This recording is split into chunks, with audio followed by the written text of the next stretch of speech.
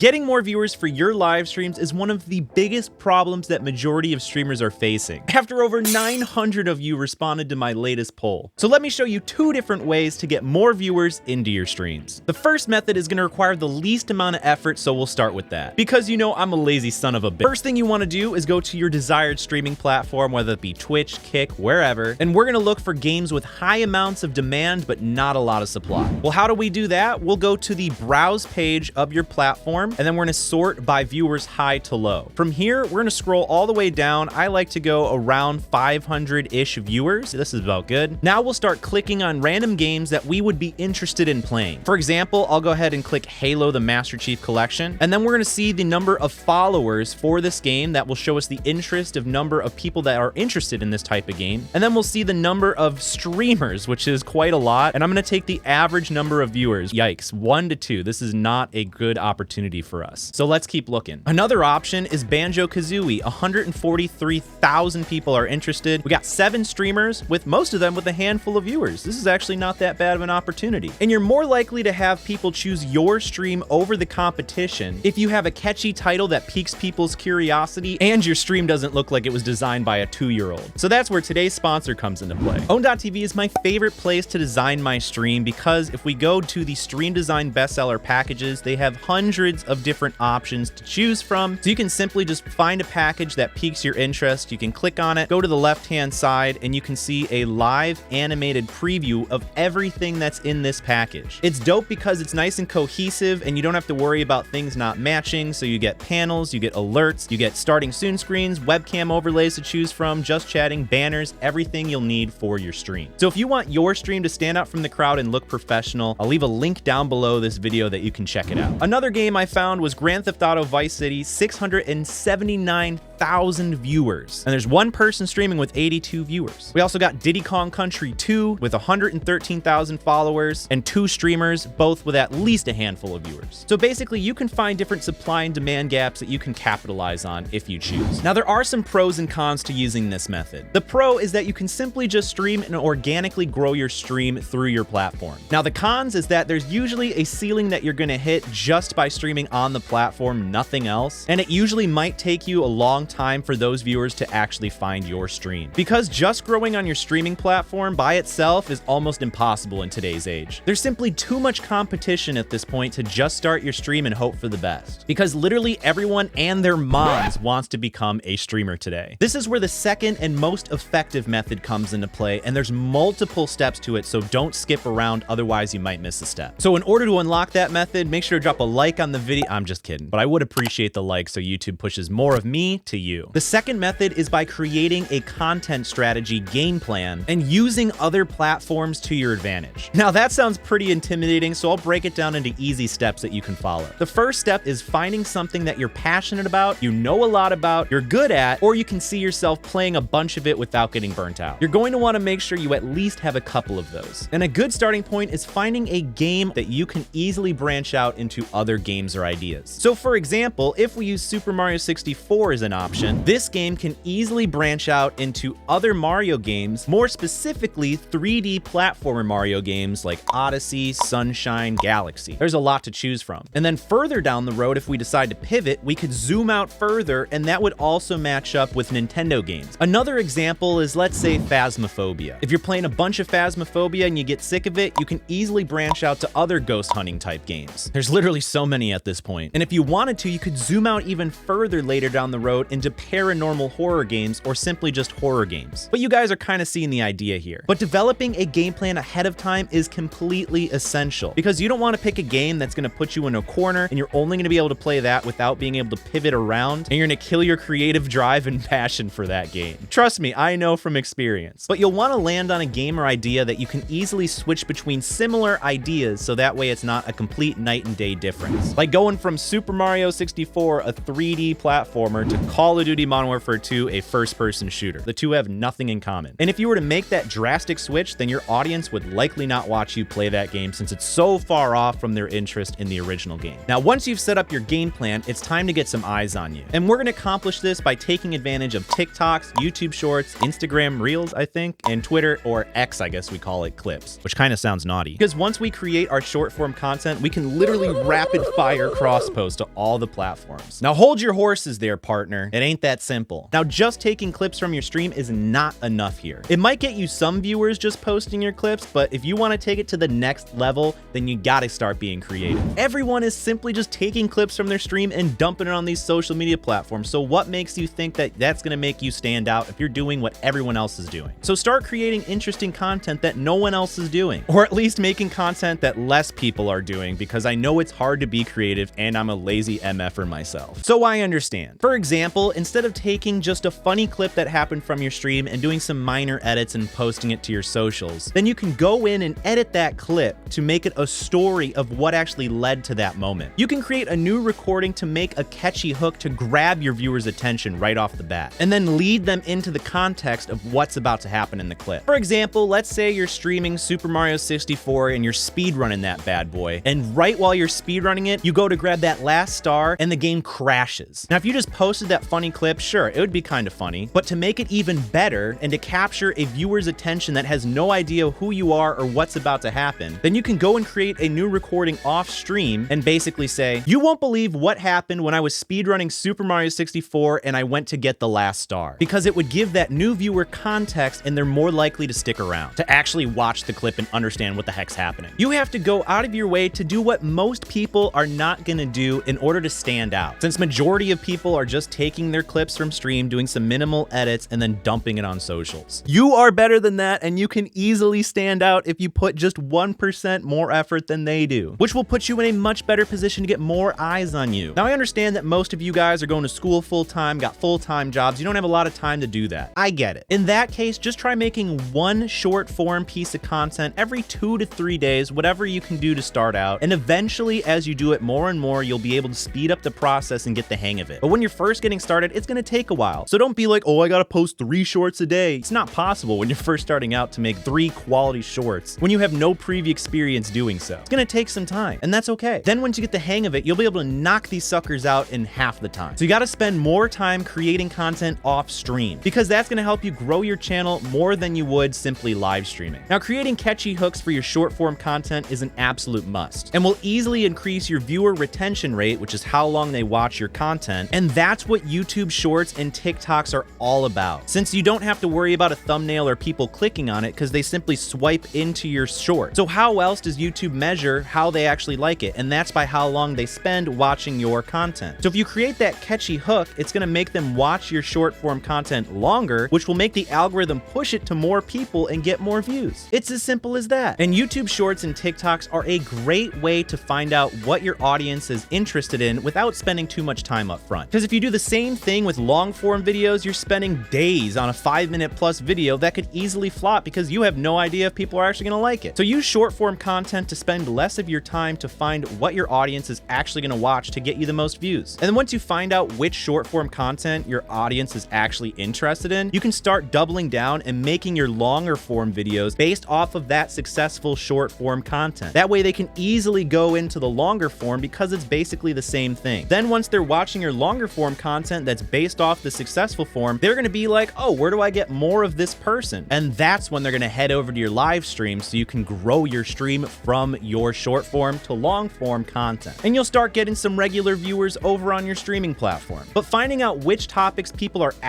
interested in is actually pretty hard. So if you wanna know my secret method on what I use to find out what people are interested in and what videos are likely gonna get more views than others, then watch this video to the side of me. I show you how to do it. But my name's Cody, and I'll see you in the next one.